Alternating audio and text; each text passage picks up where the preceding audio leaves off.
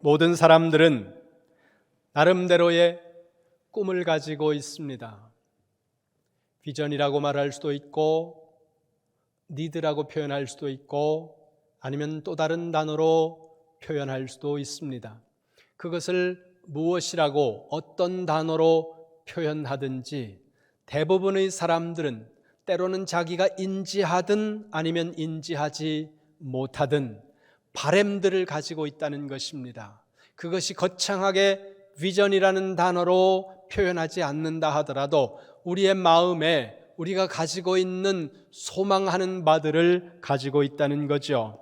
그리고 그 꿈을 가지고 있는 그 사람의 삶의 내용과 삶의 질과 그리고 삶의 수준을 결정하는 것이 바로 그 사람의 마음속에 품고 있는 꿈이라는 거예요. 그러면 예수님을 따랐던 예수님의 제자들, 그들은 어떤 꿈을 가지고 있었을까요? 제자들이 이러이러한 꿈을 가지고 있었다, 이렇게 명시적으로 성경에 기록하고 있지는 않습니다. 그러나 우리가 성경을 통해서 제자들이 가지고 있었던 꿈에 대해서 유추할 수 있다는 겁니다. 성경을 보겠습니다. 마가복음 10장으로 갑니다. 마가복음 10장 35절입니다. 마가복음 10장 35절 말씀. 세베대의 아들 야고보와 요한이 주께 나와 여짜오되 선생님이여 무엇이든지 우리가 구하는 바를 우리에게 하여 주시기를 원하옵나이다. 아멘. 중간을 보세요. 야고보와 요한이 예수님께 선생님이여 이렇게 부르고 나서 이렇게 말합니다. 무엇이든지 우리가 구하는 바를 우리에게 하여 주시기를 원하옵나이다. 우리가 구하는 바 뭡니까? 소망이지요. 꿈이라고 말할 수 있습니다. 제자들이 꿈을 가지고 있었다는 거예요. 그러면 그들이 구하는 꿈이 무엇이었습니까? 37절 봅니다. 37절 같이 봅니다. 시작. 여짜오되 주의 영광 중에서 우리를 하나는 주의 우편에 하나는 좌편에 앉게 하여 주옵소서. 아멘. 두 형제가 나란히 예수님을 따르고 있었습니다. 그 두 형제가 예수님 앞에 나와서 말했다는 거예요. 예수님 이제 예루살렘에 오셨는데 이들이 생각하기에는 이제 이들이 예수님과 함께 예수님이 예루살렘을 접수하실 줄 안 거예요. 예수님 이제 예루살렘을 우리가 다 접수해버리면 우리 세상이 올 텐데 우리 두 형제인데 하나는 오른쪽에 하나는 왼쪽에 그렇게 앉게 해주세요. 그것이 그들의 꿈이었다는 것입니다. 그러면 이것이 비단 요한과 야고보의 희망이었을까요? 아니라는 거죠. 마태복음 20장 24절에 보니까 10제자가 그 이야기를 들으면서 분노했다고 말합니다. 분노했다는 건 뭐예요? 다른 사람들도 비슷한 마음을 가지고 있었다는 거죠. 다시 성경을 봅니다. 마가복음 3장 18절로 갑니다. 오늘 보았던 마가복음 3장의 조금 앞 뒤에 있는 18절 말씀 함께 봅니다. 시작. 또 안드레와 빌립과 바돌로메와 마테와 도마와 알페오의 아들 야고보와 및 타데오와 가나안인 시몬이며 아멘. 거기 맨 끝에 보니까 몰랐는데 조금 전에 우리 아내가 일부 예배 끝나고 나와서 가나안이 아니고 가나나인입니다 이렇게 해가지고 지금 보니까 가나나인 이렇게 돼 있는데 제가 이 성경이 번역이 바뀐 지가 오래됐는데도 이거를 못 봤어요. 이게 오타입니다.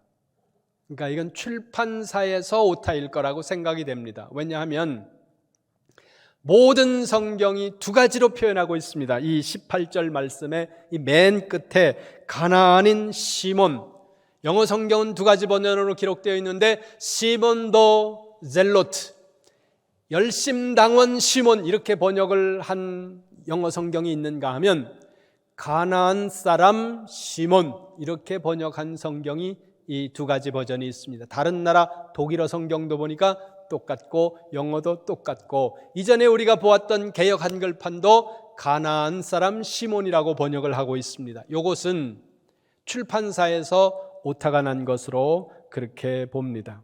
자, 어찌됐든요 예수님의 제자들의 이름을 쭉 거론을 합니다.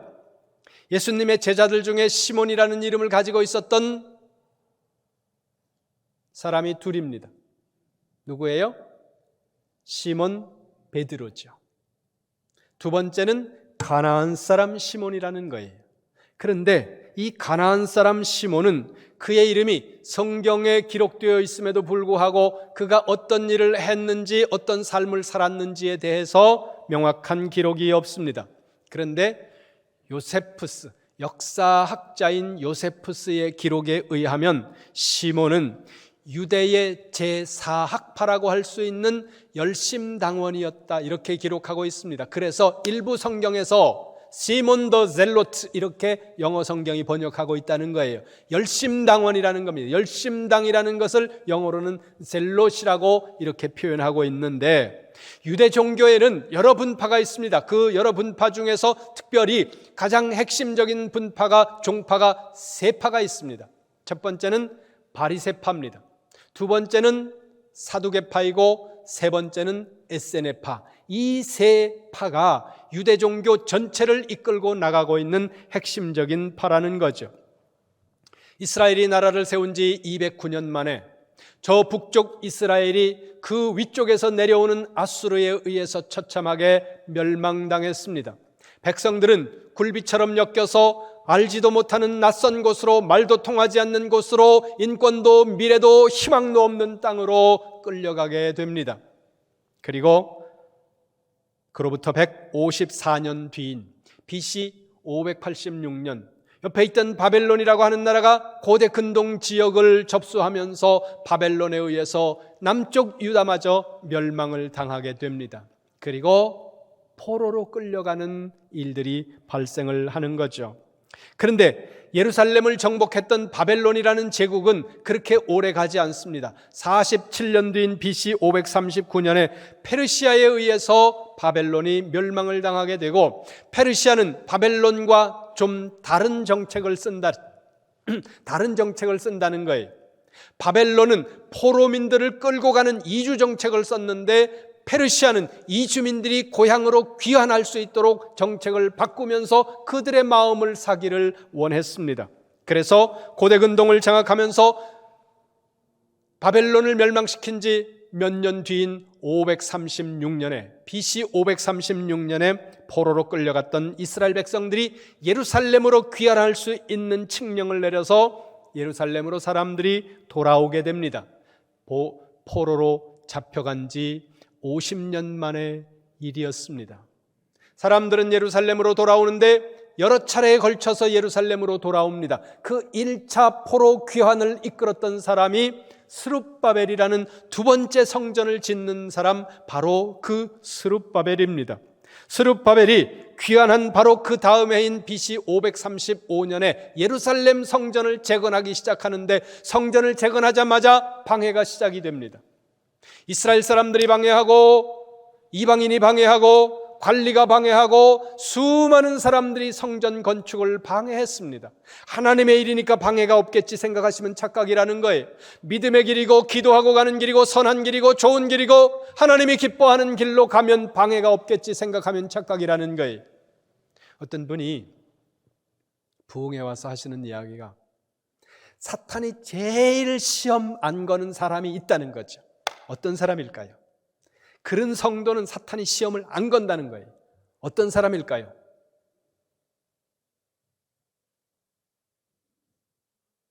네? 아는데 지금 대답을 안 하시는 것 같아요. 누구예요? 모태신앙.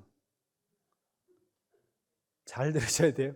태어나면서부터 뱃속에서부터 믿은 그 모태신앙이 아니라, 기도도 못해, 전도도 못해, 봉사도 못해, 주일도 못 지켜, 아무것도 못하는 신앙. 그래서 그 사람이 예수를 믿는 사람인지 안 믿는 사람인지 잘 표시도 나지 않는 사람. 술집에 갖다 놓으면 술집 사람 같고, 저 노래방에 갖다 놓으면 노래방 주인 같고, 그리고 세상에 갖다 놓으면 세상 사람 같고, 절에 갖다 놓으면 절 믿는 사람 같고, 교회 오면 아멘하고 이러는 사람들, 시험 안 건다는 거예요. 왜? 걔는 놔둬도 우리 편이야. 그러면 여러분, 하나님이 원하시는 길로 가고 하나님이 기뻐하시는 길로 가고 기도하고 신실하게 살기를 원할수록 시험은 옵니다. 방해는 온다는 거예요. 성전을 건축하기 시작했는데 방해가 오는 거예요. 수많은 회방이 와서 성전 건축은 중단된 채 16년이라는 세월이 흘러갑니다. 사람들은 절망하고 낙심하고 포기한 상태에서 그냥 그렇게 살고 있는데 하나님께서 선지자 학개를 보내셔서 다시금 성전을 일으키라고 산에 가서 나무를 가져다가 지어라. 내가 솔로몬이 지었던 것 같은 그런 성전을 너희에게 지으라는 게 아니다. 그냥 산에 가서 나무 가져다가 성전 지으면 돼. 그러면서 학개를 통해서 다시 성전 재건을 독촉하시는 말씀이 구약 성경의 학개서예요. 그 말씀을 듣고 스룹바벨이 일어나서 성전을 건축합니다. 시작한 지 19년 만에 BC 516년에 두 번째 성전이 완성되는 거죠. 그러고 있는 사이에 이 고대 근동 지역의 권력 지형이 계속해서 바뀐다는 거예요. 페르시아 제국은 오래가지 않았습니다. 그리고 그 페르시아 제국을 멸망시킨 것이 헬라 제국이라는 거예요. 헬라의 알렉산더라는 아주 탁월한 젊은 왕이 들어서면서 그 고대 근동 지역을 모두 다 접수해버립니다. 그러니까 여러분 보세요.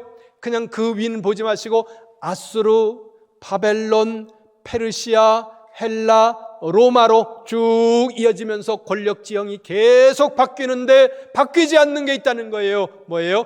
유대인들은 계속 식민지를 살고 있었다는 겁니다.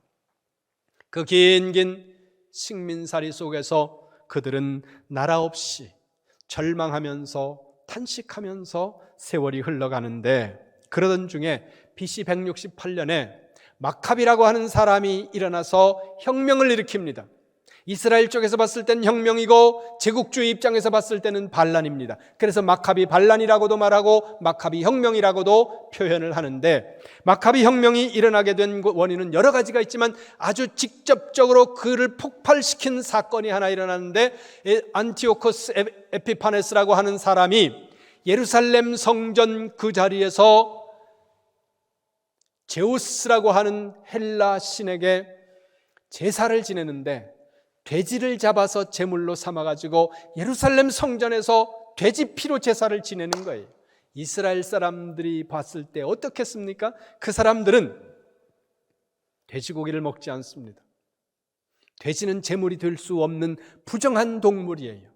그래서 여러분 우리가 성지순례를 가면 보이지 않게 이스라엘 사람들이 호텔 가도 여러분 그냥 막 지나가면 모르는데 유심히 이렇게 살펴보면 그 이스라엘 사람들이 우리를 얼마나 같지 않게 쳐다보는지 그게 느껴져요.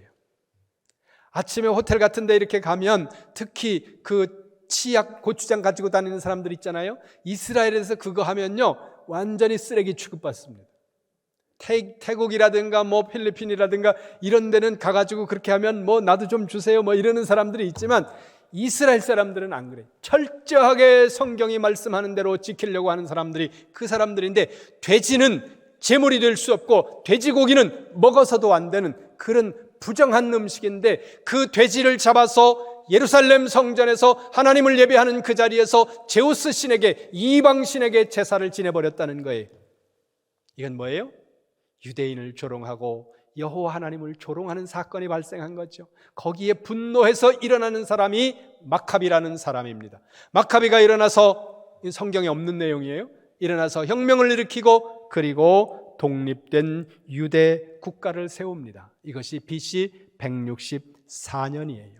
이렇게 그 엄청난 격동과 절망의 시대 한복판에서 사람들이 믿음을 지켜나가기 위해서 바르게 믿고 하나님의 나라를 유지해 나가기 위해서 몸부림치는 가운데 나오는 사람들이 바리새인이에요. 그러니까 우리는 바리새인 그러면 저 쌍놈들 이렇게 볼 수 있지만 바리새인들은 대단한 하나님에 대한 열심과 헌신과 그리고 말씀에 대한 어떤 그 말씀을 지키려고 하는 몸부림이 그들 삶 속에 있었다는 거죠. 바리새 하면 이 바리새라는 말의 의미는 구별된 자라는 거예요. 우리는 구별된 선택된 하나님의 백성이다. 이 의식을 가지고 이들은 철저하게 회당 중심과 하나님의 말씀 중심의 신앙생활을 했다는 겁니다. 오늘 우리식으로 말하면 뭐예요? 교회 중심이에요. 말씀 중심입니다. 좋은 거 아니에요? 그럼 이들이 왜 성전 중심이 아니고 회당 중심이었느냐? 바벨론으로 끌려가면서 예루살렘 성전이 무너지고 바벨론으로 끌려가면서 수많은 사람들로 디아스포라 흩어지게 되었다는 거예요.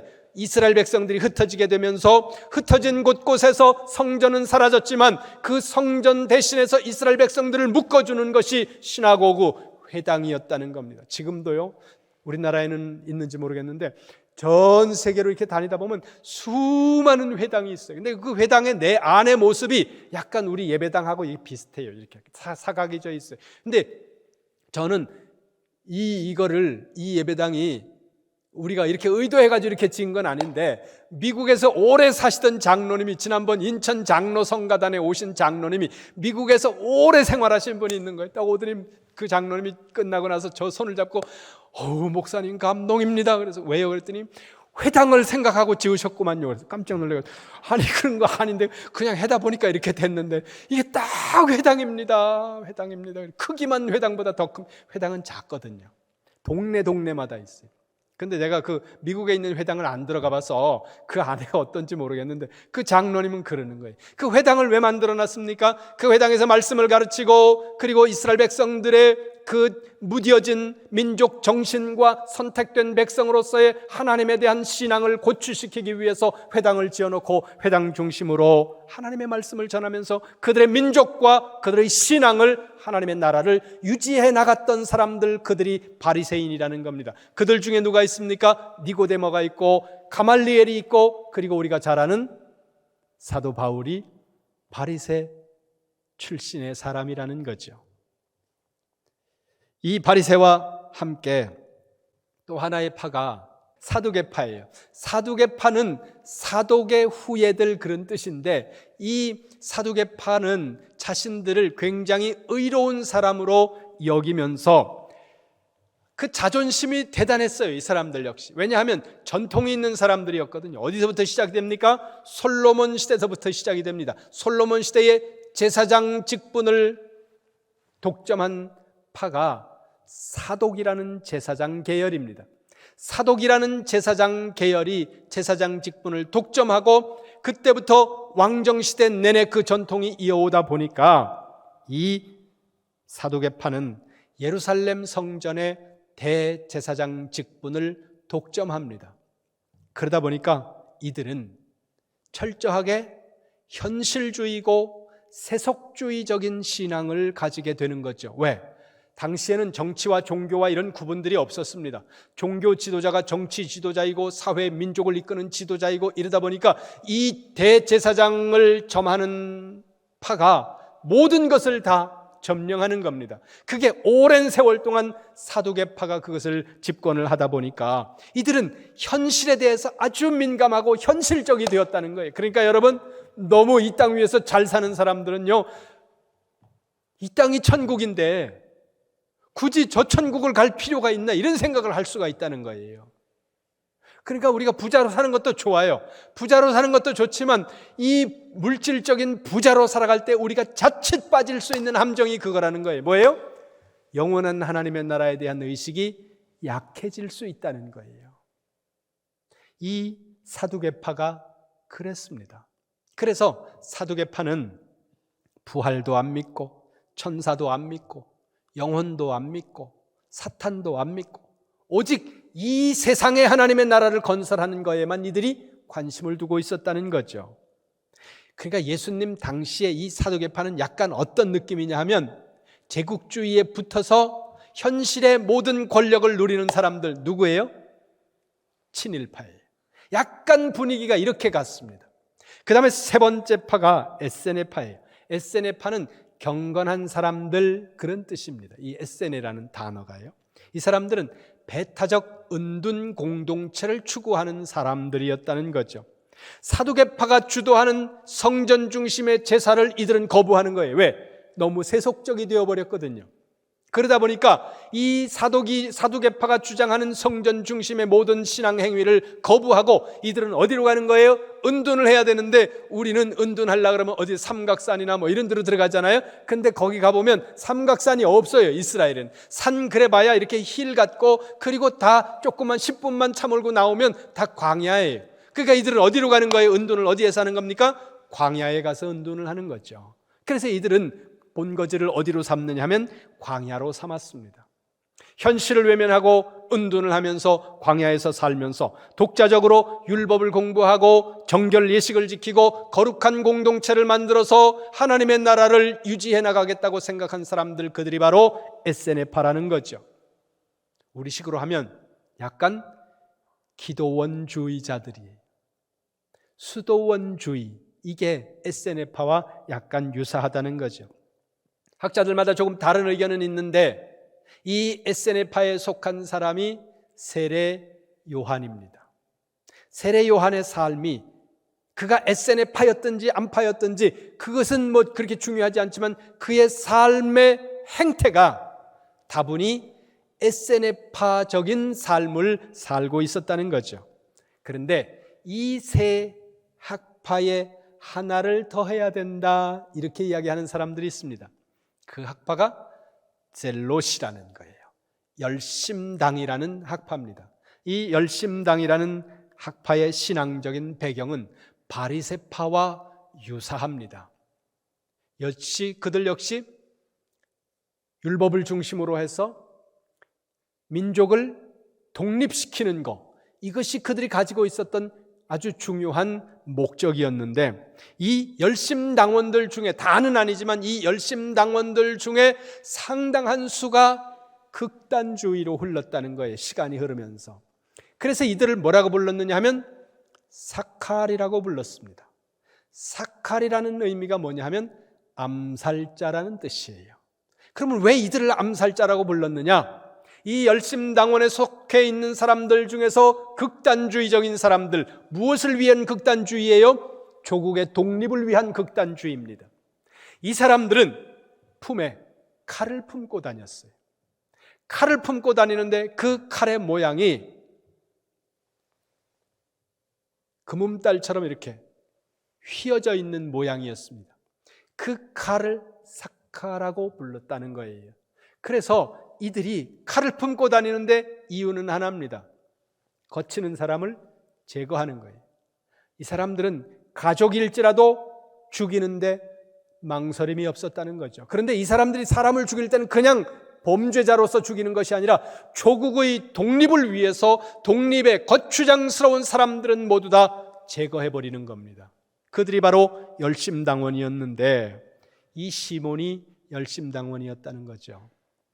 그런데 예수님의 제자 가운데 시몬 말고 열심당에 속한 사람이 또 있었습니다. 그 사람이 누구냐 하면 가롯 유다입니다. 가롯 유다라고 했을 때 그 가롯이라는 말을 히브리 말로 정확하게 발음하면 이카리옷입니다.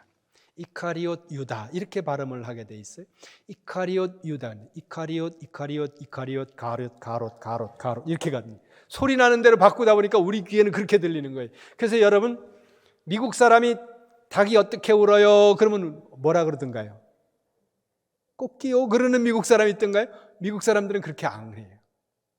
뭐 어떤 나라가 보면 코크로 코코코 뭐 이렇게 하는 나라도 있고, 우리나라 사람은 꼬끼요 그러잖아요. 왜 그래요? 언어에 따라서 듣는 소리가 다르게 느껴지는 거예요. 그래서 이 이카리옷 유다라는 사람을 우리는 가롯 유다라고 이렇게 번역을 했는데, 이 사람은 열심당원이었습니다. 그러면 한번 생각해 보세요. 왜 가롯 유다가 예수님을 팔게 됐을까? 그의 꿈은 조국 이스라엘의 독립입니다. 그 일을 위해 칼을 품고 다니면서 극단적인 경우에는 사람을 죽일 수도 있는 그런 사람이에요.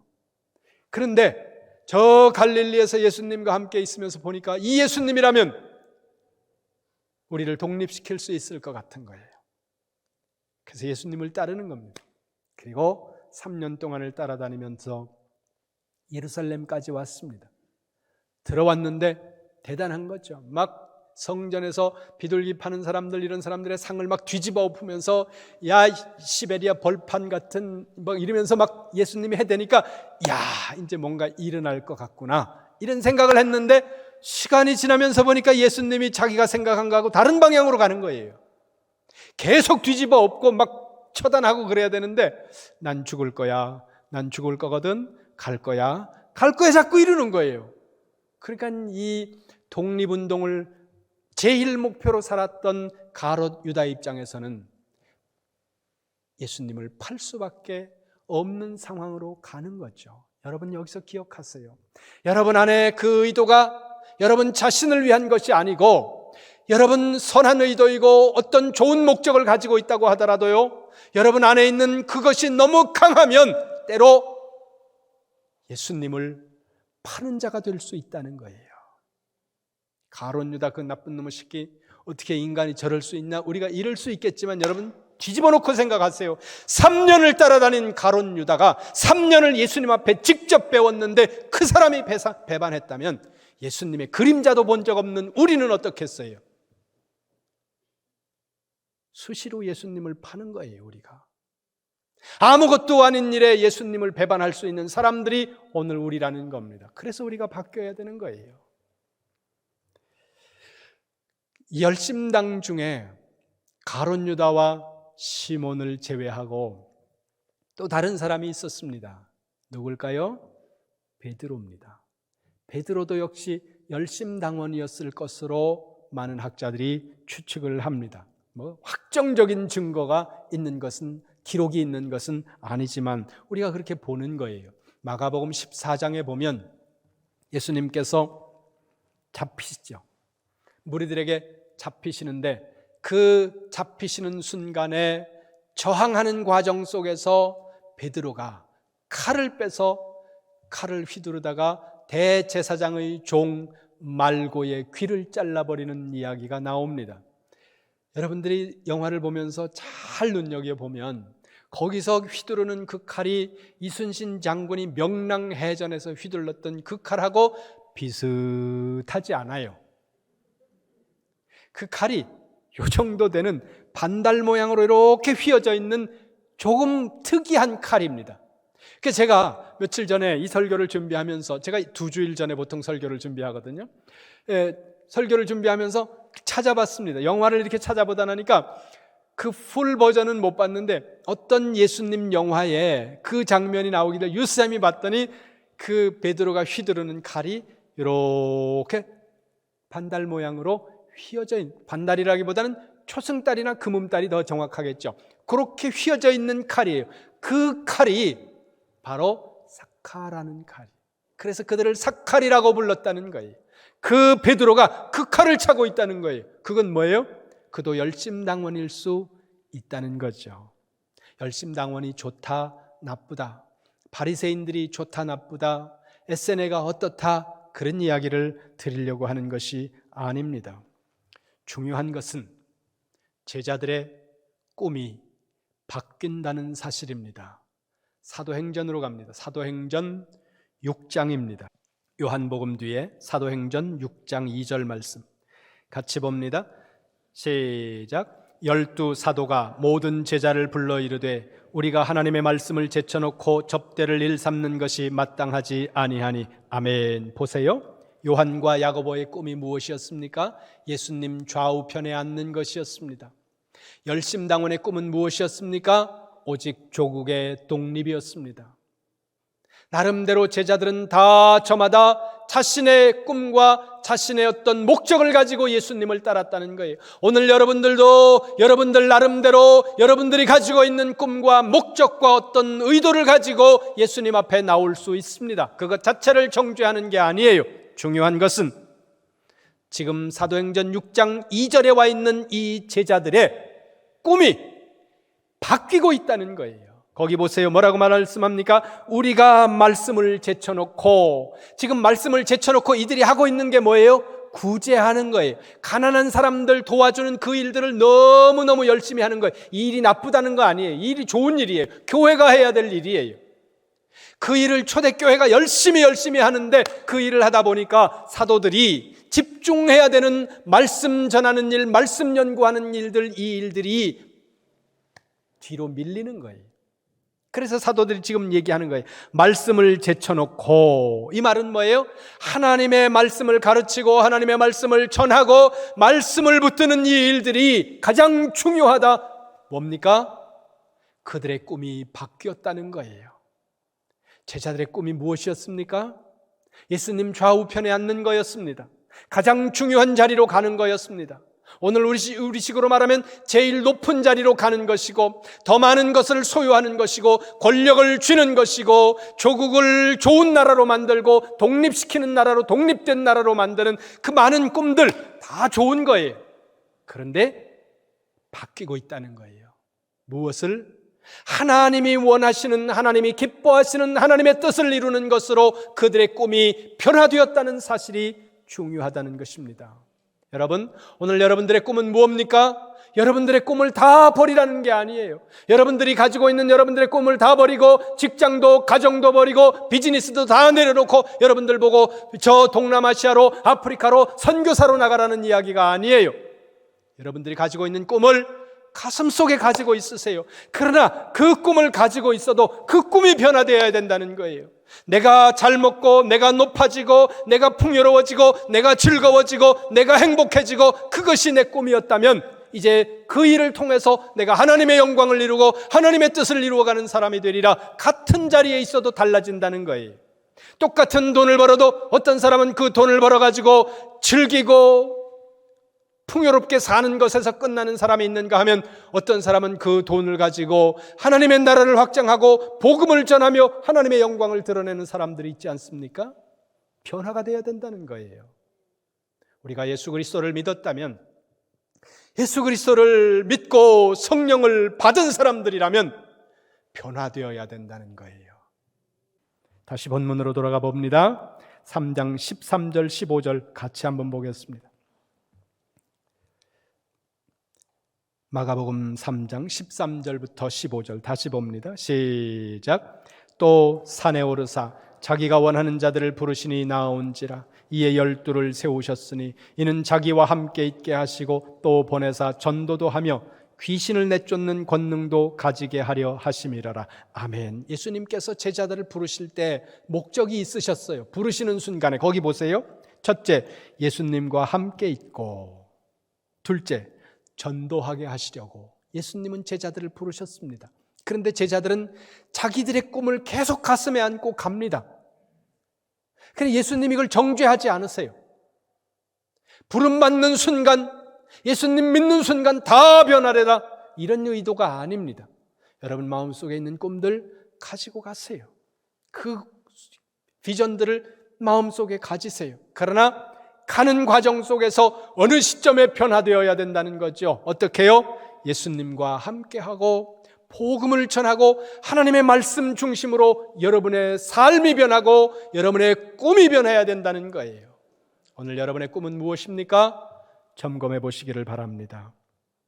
사도 바울은 디모데후서 4장 2절에서 이렇게 말씀합니다. 너는 말씀을 전파하라. 때를 얻든지 못 얻든지 항상 힘쓰라. 범사의 오래 참음과 가르침으로 경책하며 경계하며 권하라. 말씀을 전해라. 때가 좋든지 안 좋든지 항상 주의 말씀을 전하라. 여러분, 그리스도 안에 있습니까? 구원받으셨습니까? 성령 체험하셨습니까? 그럼 이제 우리의 삶이 변화되어야 돼요. 나 하나에게로 향하던 눈길이 예수님에게로 향하고 예수님이 사랑하는 불쌍한 영혼들을 향해서 우리의 눈이 가야 되고 우리의 비전과 꿈이 변화되어야 된다는 것 기억하시면서 하나님의 말씀 가르치고 전하는 그 일을 위해 우리가 리본 페스티벌을 진행하고 있습니다. 전도하는 일이 쉽지 않아요. 보니까 여기 어떤 분들은 한 분 하는 것도 이거 대단한 일이에요. 어떤 분들은 2분, 송 집사님은 8분 하셨더라고요. 대단해요. 근데 이쪽에 보니까 저 장은정 집사님 밑에 있는 저 사람들은 다 장은정 집사님이에요. 어떻게 된 거예요, 부목사님들? 이름 없는, 무명의, 이름 없이. 그래서 나는 장은정 집사님이 저 밑에 있는 사람들을 다 했으면 저 차 한 잔씩 같이 마시는 것도 돈이 엄청 들어가겠다 싶어가지고 제가 일부 때 보고 나서 계속 부담이 되는 거예요. 이번 주부터 이제 행복한 동행은 같이 메시지도 나누고 차 마시는 시간도 있고 그러거든요. 그래서 저 장은정 집사님이 저 밑에 있는 사람들을 다 만나야 된다면 내가 차값을 좀 드리려고, 그래서 한 10만 원이고 20만 원이고 드리려고 생각했는데 아닌가 봐요. 그래요. 여러분, 저분들 귀한 분들이 오늘 여기에 이름이 적혀 있는 우리 이름교회 강단에 이름이 적혀 있지만 저들의 이름이 하늘나라 생명책에 예수님의 보혈로 기록될 수 있는 역사가 나타나기를 여러분 위해서 기도하시기 바랍니다. 그 일을 위해서 우리가 행복한 동행을 하면서 같이 대화하고 차 나누고 교회가 저분들에게 또 간단하게 선물을 줄 수 있도록 여러분들 준비할 거예요. 그런 것들을 같이 전하면서 여러분의 꿈이 변화되고 복음을 전하고 하나님의 나라를 확장해 나가는 우리 이름교회 모든 성도들이 되시기를 주님의 이름으로 축원합니다.